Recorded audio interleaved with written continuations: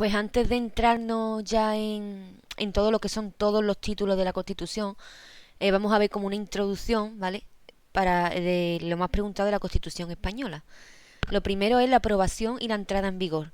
La Constitución fue aprobada por las Cortes el 31 de octubre de 1978, ¿vale? Que coincide con la fiesta de Halloween, que es una fiesta aprobada. El referéndum fue el 6 de diciembre de 1978, que es el día de la Constitución. Luego fue sancionada por el rey el 27 de diciembre de 1978, que es un día antes de los Santos Inocentes, y fue publicada y entrada en vigor el 29 de diciembre de 1978, que fue un día después de los Santos Inocentes. Para ver las características de la Constitución, pongamos que en vez de la Constitución es otro libro distinto, ¿vale? Como por ejemplo la Biblia. La Biblia, ¿cómo es? La Biblia es escrita, es muy extensa, es formal, es rígida, es consensuada, tiene un origen muy popular y es poco original. Luego en la siguiente página pues tenemos la estructura básica de la Constitución, que tiene 169 artículos, que es un número fácil de recordar. Tenemos un preámbulo, 10 títulos, un título preliminar, 4 disposiciones adicionales, 9 transitorias, una derogatoria y una final. Los 10 títulos, pues acordaros, 10 títulos, un 10 como la nota que quiero sacar. Tiene 10 títulos más un título preliminar. No podemos hablar de que la Constitución tenga 11 títulos. Tiene 10 títulos y un título preliminar. La mnemotecnia que uso yo para las disposiciones son 4 abuelos, 9 travesuras, un despido y un final feliz. Pues 4 disposiciones adicionales, 9 transitorias, una derogatoria y una final. En los 11 títulos que comprenden toda la Constitución, tendremos que saber de qué se trata cada uno. Es verdad que nadie, porque eso sería imposible, se va a saber, pues mira, en el título tal, en el capítulo no sé qué, el artículo es este, no. Pero lo que queremos transmitir, que sepáis, es cada título que engloba, ¿vale? ¿Qué trata cada título?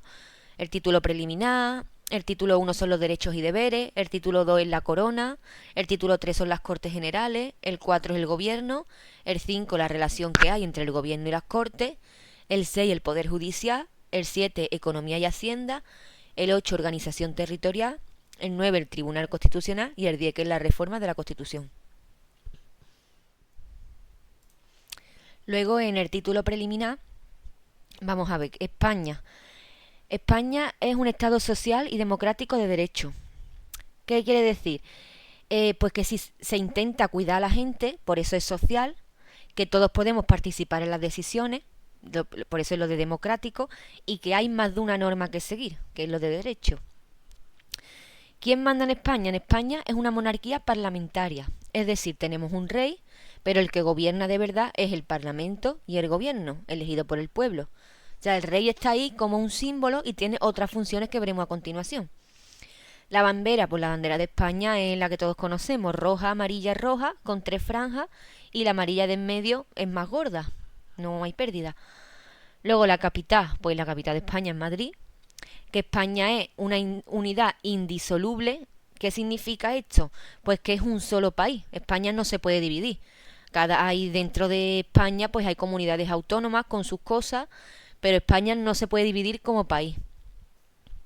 Los ciudadanos, pues los ciudadanos es la gente. Los ciudadanos somos ciudadanos y tenemos derechos y deberes. Es decir, tú puedes opinar, votar, protestar, pero también tienes que cumplir las normas. La lengua, pues aquí todos tenemos derecho a usar el castellano, o sea, el español, y tenemos la obligación de conocerlo. O sea, si tú vives aquí, tú tienes que entenderlo, al menos un poco, pero tienes que entender el castellano. Y además, en algunas comunidades autónomas, como por ejemplo en Cataluña o el País Vasco, hay otras lenguas que también son cooficiales. Es decir, que la pueden usar pues igual que el castellano. ¿Quién tiene el poder de verdad? El poder de verdad, la soberanía nacional está en el pueblo. Es decir, lo que significa que el poder lo tenemos nosotros, no reyes ni políticos, somos nosotros los que elegimos y decidimos. España, ¿qué forma España? Pues España tiene 3 patas, ¿vale? Hablando de lo militar, que es la tierra, que es el ejército de tierra, la fuerza aérea del aire y en el mar la fuerza armada. Estos están para protegernos, para defender el país y para mantener el orden constitucional. Vamos, que están para que nadie se pase de listo, ni dentro ni fuera del país. Luego los sindicatos y las asociaciones de empresarios es lo que permite a la gente que se junte en sindicatos, los trabajadores se junten en sindicatos y los jefes pues en asociaciones empresariales. Pero para los sindicatos hay una condición, tiene que funcionar de forma democrática. Es decir, tiene que defender los intereses sociales y económicos de sus miembros y respetar las normas del juego. Y luego tenemos el pluralismo político. Es decir, aquí pueden existir muchos partidos, o sea, no hay un solo partido, hay muchos partidos. Eso se le llama pluralismo político. Es decir, puede haber ideas muy distintas, ¿vale? Y los partidos ayudan a expresar esas ideas, a que haya debate y a que la gente participe. La participación ciudadana, todo esto sirve para que la ciudadanía participe, que no nos quedemos mirando, que podamos votar, protestar, organizarnos, proponer ideas. Y todo esto vale, ¿vale? Todo esto vale siempre y cuando se respete la Constitución y las leyes. O sea, tú puedes crear partidos, sindicatos, asociaciones, pero no vale hacer lo que te dé la gana, sin ninguna regla. Tiene que haber una libertad, pero tiene que haber una responsabilidad también. Ahora veremos qué son los derechos fundamentales. Los derechos fundamentales son derechos que tenemos todos por ser personas sin importar nada más. Y son muy importantes porque son inalienables, es decir, no se pueden ni vender ni regalar, siempre van contigo. Son inviolables, nadie te los puede pisar, ni el gobierno ni nadie. Y son irrenunciables, es decir, aunque tú quieras, pues yo ya no quiero este derecho, va contigo sí o sí. Por ejemplo, la libertad de expresión, el derecho a la vida, a estudiar, ser tratado con respeto, etcétera, ¿vale? Son derechos que veremos a continuación. Aquí también explicamos un poco pues los cambios que ha tenido la Constitución. No ha sido muchas veces la que ha cambiado, pero ha tenido 3 reformas importantes. ¿Vale? En 1992 permitió que los extranjeros puedan votar en municipales, siempre que haya un acuerdo con su país. En el 2011 se metió en el tema de la estabilidad del dinero del Estado, básicamente que no se puede gastar a lo loco. Y en el artículo en 2024 se actualizó para mejorar los derechos de las personas con discapacidad. ¿Vale? Puso un lenguaje más justo y más respetuoso. Ahora, ¿cómo está organizado el título 1? Este título se divide en 5 capítulos, ¿vale? Y cada uno pues trata sobre un tipo de derecho distinto. En el capítulo 1, pues el derecho y deberes de todos los ciudadanos. El capítulo 2, los derechos y las libertades. El 3, los principios. El 4, cómo se garantiza y cómo se protegen esos derechos. Y el 5 son casos en los que se pueden suspender los derechos, ¿vale? Como en algunas emergencias. Todos estos capítulos los veremos a continuación. ¿Y qué pasa con el artículo 10? Porque hemos visto que el capítulo 1 empieza en el artículo 11. Y el capítulo 10 es un artículo que es especial, ¿vale? Ese capítulo no está dentro de ningún... Ese artículo no está dentro de ningún capítulo. Es como una introducción, ¿vale? Te suelta unas ideas básicas que lo cambian todo, pero no forma parte de ningún capítulo en especial. Este artículo dice que lo más importante es la dignidad humana, que todos tenemos derechos y que nadie nos lo puede quitar, que podemos ser como queramos ser mientras respetemos a los demás, y que todo esto va de la mano con la ley y con el respeto mutuo. Es como decir, vale, vamos a hablar de los derechos, pero partiendo de que todos valemos lo mismo. Ahora vamos con el título 1, que son los derechos y los deberes. En el capítulo 1 habla de los españoles y de los extranjeros, que son el artículo 11, 12 y 13. Este es cortito, pero también es muy importante. Aquí se habla de quién es español, quién puede serlo y qué pasa con los extranjeros. El artículo 11 nos habla del derecho a la nacionalidad. Básicamente explica cómo se consigue la nacionalidad española. En el 12 se fija que la mayoría de edad es a los 18 años. A partir de ahí puedes votar, firmar contratos, casarte sin permiso, etc. En el artículo 13 se reconoce derecho a los extranjeros que viven en España, aunque no sean ciudadanos españoles. Incluso pueden votar en las municipales si hay un acuerdo con su país. O sea, este capítulo, el capítulo 1, nos responde a quién es español, cuándo eres mayor de edad y qué derechos tienen los que vienen de fuera. Luego en el capítulo 2 son derechos y libertades, va desde el artículo 14 hasta el 38. Este capítulo ya es más grande y es fuerte. Aquí están los derechos y las libertades más importantes y es muy preguntada en las oposiciones. Se divide en 2 secciones. En la sección primera, que son del 15 al 29, son los derechos fundamentales más protegidos. Es decir, si este derecho te lo tocan, puedes ir al Tribunal Constitucional o incluso a Estrasburgo. O sea, es de lo más importante. Por nada del mundo pueden tocarte uno de estos derechos. Y tenemos el derecho a la vida, la libertad ideológica y religiosa, a la libertad personal, al derecho al honor, a la intimidad, a la libertad de vivir, la libertad de expresión, el derecho a participar en política y votar, el derecho a la tutela judicial, se prohíben los tribunales de honor, es decir, tribunales de honor eran castigos medievales, o sea, ya eso no se puede hacer a día de hoy. Derecho a la educación, a hacer huelga, a sindicarse, derecho de petición, es decir, que puedes pedir las cosas formalmente a unas instituciones, etcétera. En la sección segunda, que son artículos del 30 al 38, también son importantes, aunque estos capítulos tienen algo menos de protección y son capítulos que forman parte del día a día, pues por ejemplo, al sistema tributario justo, derecho a casarte, derecho a la propiedad privada, a crear fundaciones, derecho al trabajo y a elegir la profesión, a colegios profesionales. Para haceros un resumen, estos dos capítulos, en el primero habla sobre los españoles, extranjeros, la nacionalidad, la mayoría de edad, y en el capítulo 2 hablan los derechos y las libertades más importantes.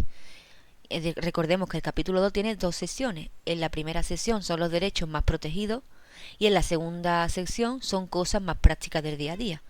Es decir, para que diferenciemos entre una sección y otra, la primera siempre son derechos muy protegidos y la segunda son derechos importantes pero son menos protegidos y forman parte del día a día, pues el trabajo, el hogar, casarte. Defensor del pueblo. El defensor del pueblo se encarga de supervisar la actividad de las administraciones y este se asegura que se respeten los derechos reconocidos en la Constitución. Es decir, los derechos que hemos visto anteriormente, el defensor del pueblo se asegura de que esos derechos se estén respetando. Puede actuar o por iniciativa propia, es decir, que él vea algo y ponga en parte, o a instancia de parte, es decir, que algún ciudadano de parte de que se está vulnerando algún derecho y actúe el defensor del pueblo. Este lo nombran las Cortes Generales y tiene un mandato de 5 años.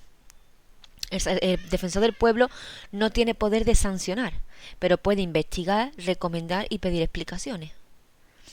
Estas explicaciones se las traslada a las Cortes Generales, ¿vale? Y es una figura independiente, es decir, el defensor del pueblo no recibe órdenes de nadie, ¿vale? Él actúa con su propia autonomía y con su objetividad.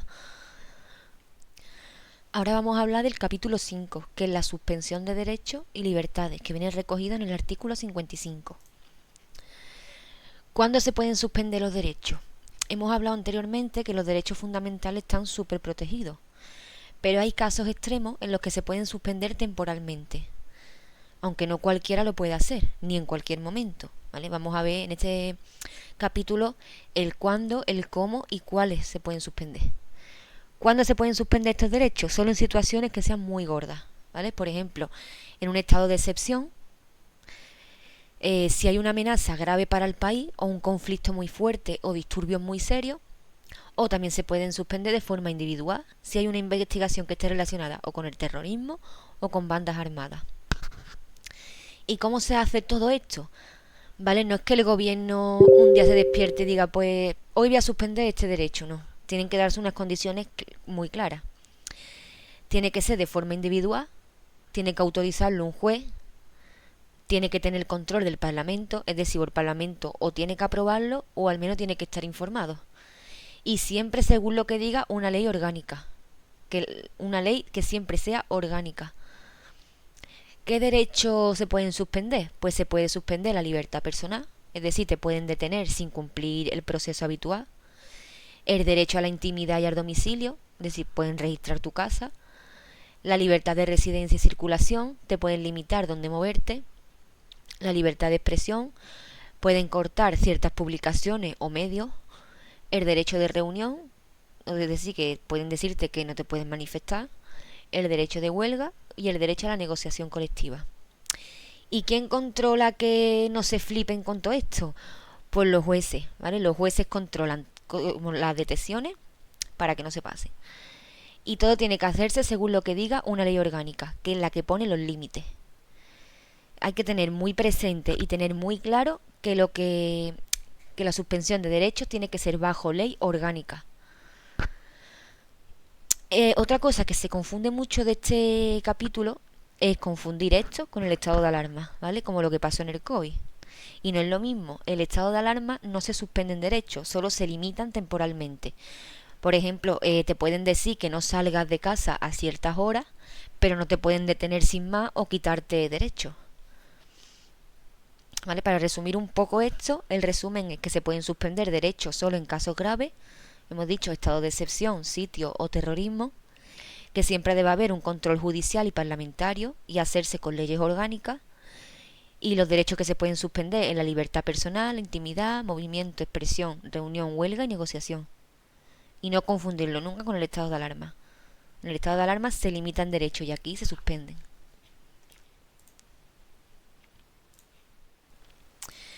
En el título 2, que se llama La Corona, que son los artículos del 56 al 65, vamos a hablar de quién es el rey.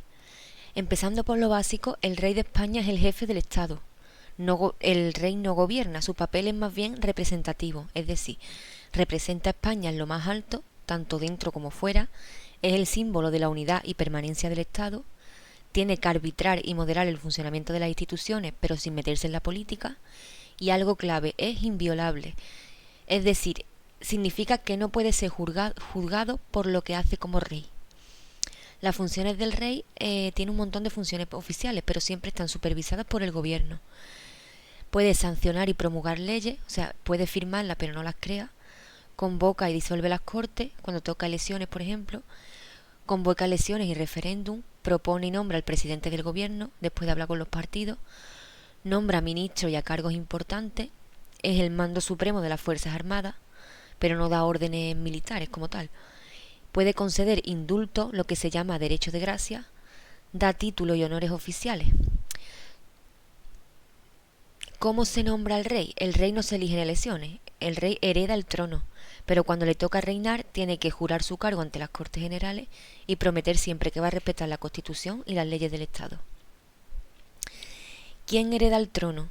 Aquí se aplica lo que se llama primogenitura. El trono pasa al primer hijo o hija del rey, aunque la Constitución todavía prioriza al varón sobre la mujer. Si no hay un heredero claro, las Cortes Generales deciden quién será el próximo rey o reina. ¿Y si el heredero es menor? Al igual que le toca al rey o reina si es menor de edad, entonces se le nombra un tutor que lo represente hasta que cumple la edad necesaria. Este tutor no se elige en familia, sino que lo aprueban las Cortes Generales. El tutor protege y acompaña al futuro monarca hasta que pueda reinar por sí mismo. El refrendo, es el punto clave para entender por qué el rey no manda solo. El rey no puede hacer nada oficial por su cuenta, o sea, todo lo que hace tiene que ir firmado también por alguien del gobierno, ya sea el presidente del gobierno, el ministro correspondiente o el presidente del Congreso. Esta firma se le llama refrendo y es quien asume la responsabilidad legal del acto. Es decir, si hay algún lío, no se culpa al rey, sino al quien lo refrendó. Si no hay refrendo, lo que firme el rey no vale. Así que el rey representa, pero no decide si se responsabiliza. Y si el rey no puede reinar, es decir, si muere, está incapacitado o el heredero todavía es menor, se activa la regencia, es decir, alguien reina provisionalmente por él. Puede ser el padre, madre o familiar mayor de edad más próximo. Esta regencia tiene que ser aprobada por las Cortes. Y la regencia no es ni libre ni automática, la tiene que aprobar el Parlamento, porque esto es algo que afecta a todo el país. En el título 3 vamos a hablar de las Cortes Generales. Las Cortes Generales son los que hacen las leyes, controlan al gobierno y representan al pueblo. Y sí, hay dos cámaras distintas, el Congreso y el Senado. En el capítulo 1 vamos a ver las cámaras. Las Cortes Generales hemos visto que está compuesto por el Congreso de los Diputados y por el Senado. Estas representan al pueblo español, hacen las leyes, es decir, tienen una potestad legislativa, aprueban los presupuestos generales del Estado, controlan al gobierno y el mandato es, cada cámara dura 4 años y luego hay unas nuevas elecciones. El Congreso de los Diputados tiene que tener entre 300 y 400 diputados y se eligen por sufragio universal. Estos representan a las provincias. Y Ceuta y Melilla tiene un diputado cada una. Es la cámara más poderosa y si hay algún lío entre el Congreso y el Senado, siempre manda el Congreso. El Senado, sin embargo, es una cámara de representación territorial. Cada provincia elige 4 senadores. Además, las comunidades autónomas designan un senador por cada 1.000.000 de habitantes. El Senado no tiene tanta fuerza como el Congreso, pero puede revisar las leyes, proponer enmiendas y debatir. Estas leyes, para ver cómo se hacen estas leyes, nos vamos al capítulo 2, ¿vale? Y hay distintos tipos de leyes. La ley orgánica es la ley como más importante, es la que hace las cosas más importantes. Los derechos fundamentales, los estatutos de autonomía, el régimen electoral y todo lo que tenga que ver con la monarquía. Y se aprueba por mayoría absoluta del Congreso. La ley ordinaria son para temas más generales y la aprueban las Cortes Generales, es decir, el Congreso y el Senado. Estas no necesitan una mayoría absoluta, solo la mayoría simple. Y el decreto legislativo es que el gobierno hace normas con rango de ley, pero siempre tiene que tener permiso del Congreso. En el decreto legislativo hay dos tipos, la ley de base, que es el que el Congreso marca una regla y el gobierno redacta la ley, o el texto refundido, que se juntan varias leyes en una sola ley más clara. Luego el decreto ley solo se usa en casos muy urgentes y de necesidad. Ese decreto lo aprueba directamente el gobierno, pero el Congreso tiene 30 días para debatir y votar si la acepta o no. Luego en el capítulo 3 hablaremos de los tratados internacionales, esto es los acuerdos entre España y otros países. Participa el gobierno, que es el que negocia el tratado, el rey da el consentimiento y las Cortes Generales autorizan o controlan el tratado. ¿Qué tipo de ley se usa para aprobar este tratado? La ley orgánica. Si el tratado es de tipo militar, político o toca derechos importantes, y la ley ordinaria para otros temas. Si este tratado va en contra de la Constitución, entonces primero hay que reformar la Constitución, y todos los tratados se publican en el BOE, es decir, en el Boletín Oficial del Estado. Luego en el título 4 nos habla del gobierno y de la administración. ¿Qué es el gobierno? El gobierno de España no solo hace las leyes, como las Cortes, por ejemplo. Este se encarga de ejecutarlas y de hacer que todo funcione. ¿Vale? Las funciones del gobierno tienen la función ejecutiva, pone en marcha las leyes, tiene una potestad reglamentaria, o sea, puede crear normas para aplicar leyes, dirige la política interior y exterior, controla la administración civil y militar y dirige la defensa del Estado. ¿Quién forma parte del gobierno? El presidente del gobierno, los vicepresidentes si los hay, y los ministros. ¿Cómo se nombra el presidente del gobierno? El rey lo propone, después de consultar a los partidos. El Congreso lo vota, y si en 2 meses no se consigue nombrar a nadie, el rey disuelve el Congreso y se convocan nuevas elecciones. Luego la administración pública. La administración pública, aquí estamos hablando de todo lo que rodea al gobierno para que las cosas funcionen, por los funcionarios, oficinas, cuerpos técnicos, etcétera. El acceso a la función pública, es decir, a ser funcionario, tiene que ser o por mérito, es decir, lo que has hecho, o por capacidad, lo que sabes hacer. Y luego tenemos las fuerzas y los cuerpos de seguridad. Pues aquí entra la policía, la Guardia Civil, etcétera. Están bajo el mando del gobierno y su trabajo es proteger los derechos y las libertades de la gente y garantizar la seguridad ciudadana. Y por último tenemos el Consejo de Estado. Este es el órgano consultivo más importante del gobierno. El Consejo del Estado no manda ni decide, pero da opiniones y asesoramiento sobre algunas decisiones importantes, y el gobierno consulta al Consejo de Estado antes de tomar ciertas medidas. Este no tiene poder, pero influye mucho. En el título 5 vamos a ver la relación que hay entre el gobierno y las Cortes. El presidente del gobierno es la principal figura política, ¿vale? Y aquí hay 2 artículos que nos hablan de la moción de censura y de la cuestión de confianza. La moción de censura es cuando los diputados quieren echar al presidente del gobierno. Para ello hacen una propuesta, ¿vale? Tiene que haber mínimo 1/10 parte de los diputados. En esta deberán incluir un candidato a la presidencia. Si esta propuesta pues se aprueba, cesa el gobierno actual y hacen un nuevo nombramiento. El gobierno debe presentar la dimisión ante el rey y será investido de la Cámara. Luego, en la cuestión de confianza es al contrario, es el que el presidente pregunta, oye, ¿seguís confiando en mí todavía? ¿Vale? Cuando hay una crisis del gobierno, por ejemplo, ¿vale? El presidente plantea una cuestión de confianza. Si esta cuestión se pierde, pues el gobierno deberá dimitir y se convocan nuevas elecciones. En el título 5 también nos habla del estado de alarma, excepción o sitio. El estado de alarma es cuando hay una crisis sanitaria, catástrofe, por ejemplo, y lo declara el gobierno, ¿vale? Por un real decreto. Dura 15 días, que pueden ser prorrogables, Y lo que afecta a los derechos es que hay una limitación de derechos, no una suspensión, sino una limitación. Por ejemplo, cuando vimos lo del COVID. El estado de excepción es una alteración grave del orden público. El gobierno, ¿vale?, lo declara con autorización del Congreso. Dura 30 días y en este se suspenden algunos derechos, ¿vale? No todos, pero algunos.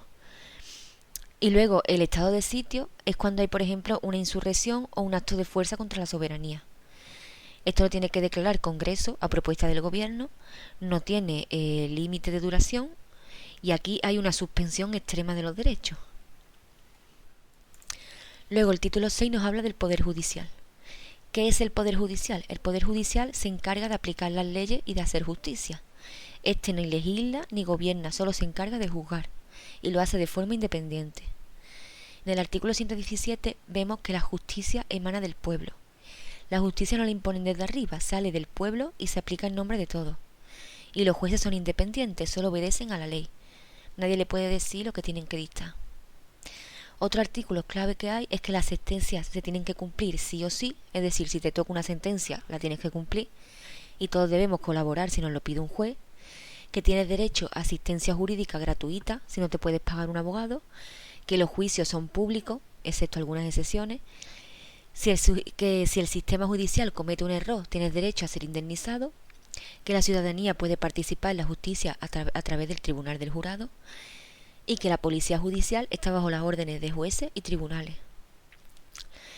En la ley orgánica del Poder Judicial es la ley que desarrolla cómo funciona todo esto en la práctica, es decir, los jueces, los tribunales, los nombramientos. Es como, por así decirlo, el manual del Poder Judicial. Y el Consejo General del Poder Judicial, este es el jefe administrativo de todos los jueces. No dicta sentencia, pero organiza y gestiona el sistema judicial. ¿Quién forma parte del Consejo General del Poder Judicial? Del Tribunal Supremo y 20 miembros más. Entre estos miembros tiene que estar 12 jueces y magistrados y 8 juristas, elegidos por el Congreso y el Senado. Eligen 4 cada uno. Estos duran 5 años en el cargo, todos son nombrados por el rey, pero con elección previa del Parlamento, por mayoría de 3/5 de las cámaras, y su trabajo es asegurar que los jueces sean independientes y que la justicia funcione bien. Luego el Tribunal Supremo es el tribunal más alto de España, excepto el Constitucional, que se juega ya en otra liga. Este está por encima de todos los tribunales y se encarga de unificar y resolver los casos más gordos. El presidente del Tribunal Supremo lo nombra el rey, pero lo propone el Consejo. Luego tenemos el Ministerio Fiscal, que no juzga, pero está presente de los procesos judiciales. El papel que tiene es defender la legalidad, proteger los derechos del ciudadano y velar por el interés público. El jefe es el fiscal general del Estado y lo nombra el rey a propuesta del gobierno. O sea, aquí hay más influencia política que en los jueces. Luego en el título 8 nos habla de la organización territorial. Aquí se explica cómo se organiza España por dentro, es decir, los municipios, las provincias, las comunidades autónomas. Nos dice cómo está repartido el poder por el mapa, básicamente. En el capítulo 1 nos habla de los principios generales. Nos dice que España se organiza en municipios, provincias y comunidades autónomas, todas con su autonomía para gestionar sus asuntos. El listado debe asegurar la solidaridad entre los territorios. ¿Qué quiere decir esto? Que no puede haber comunidades muy ricas y otras comunidades muy abandonadas. Hay que compartir. Todos los españoles tienen los mismos derechos, vivas donde vivas. Es decir, que da igual que vivas en Cádiz o en Girona, que tus derechos son los mismos. En el capítulo 2 nos habla de la administración local. Nos dice que los municipios tienen autonomía y se gestionan por los ayuntamientos, que está compuesto por el alcalde y los concejales, que las provincias son una agrupación de municipios y se gestionan por las diputaciones provinciales, y que también existen otras formas de organización local, como las áreas metropolitanas, las comarcas y las mancomunidades. Luego nos habla también de las haciendas locales, que son municipios y provincias que deben tener dinero suficiente para funcionar y se financian con tributos propios, impuestos locales, tasas, etc. Y en el capítulo 3 nos habla de las comunidades autónomas. El proceso autonómico, es decir, las regiones pueden pedir ser comunidades autónomas si cumplen ciertos requisitos. Para eso lo solicitan hacen su propio estatuto de autonomía y lo aprueban las Cortes Generales. Y en un máximo de 6 meses ya son una comunidad autónoma. Hay casos especiales que las Cortes pueden permitir crear una comunidad autónoma de una sola provincia, pero es un caso muy excepcional. O decidir la forma de acceso a la autonomía en casos particulares, cuando no se cumplan los requisitos normales.